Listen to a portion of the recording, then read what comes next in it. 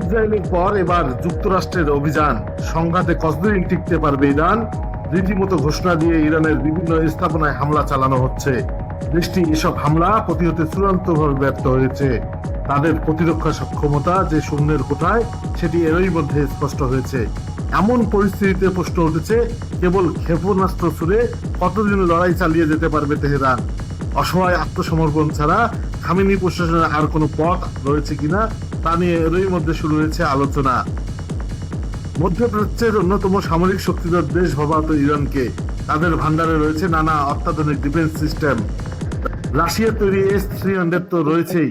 সার্বভৌমত্ব রক্ষায় দেশটি নিজেরাও তৈরি করেছে নানা প্রতিরক্ষা ব্যবস্থা। শত্রুদের হামলা প্রতিরোধে ইরান প্রতিরক্ষা বলয় তৈরি করলেও সেসব ইসরায়েল ও যুক্তরাষ্ট্রের অত্যাধুনিক সমরাস্ত্রের কাছে কতটা অসহায় সেটি চলমান সংঘাতে স্পষ্ট হয়েছে। গত 13 জুন থেকে ঘোষণা দিয়ে ইরানের বিভিন্ন স্থাপনায় হামলা চালিয়ে আসছে তেল আবিব। সবশেষ বলে কয়ে ইরানের পারমাণবিক স্থাপনায় তাণ্ডব চালিয়ে কোনো বাধা ছাড়াই ফিরে গেছে মার্কিন বোমারু বিমান। ইসরায়েলি ভূখণ্ডে মুহুর্মুহুর মিসাইল ছুড়ে পাল্টা জবাব দিচ্ছে ইরান, পাচ্ছে সফলতাও। তবে এমন ভঙ্গুর প্রতিরক্ষা ব্যবস্থা নিয়ে যুক্তরাষ্ট্র ও ইসরায়েলের মতো পরাশক্তির বিরুদ্ধে কতদিন টিকতে পারবে তারা, এ নিয়ে এরই মধ্যে শুরু হয়েছে জল্পনা।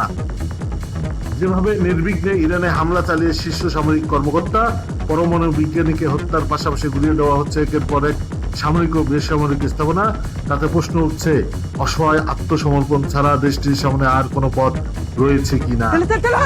বিশ্লেষকরা অবশ্য বলছেন মার্কিন হামলার পাল্টা জবাব দেবে ইরান।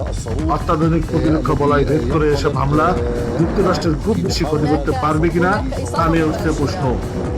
এদিকে বিশ্লেষকদের সংখ্যা, সেই হামলার পাল্টা জবাব যদি ভয়াবহ হয় তবে ভেঙে পড়তে পারে ইরানের সরকার কাঠামো।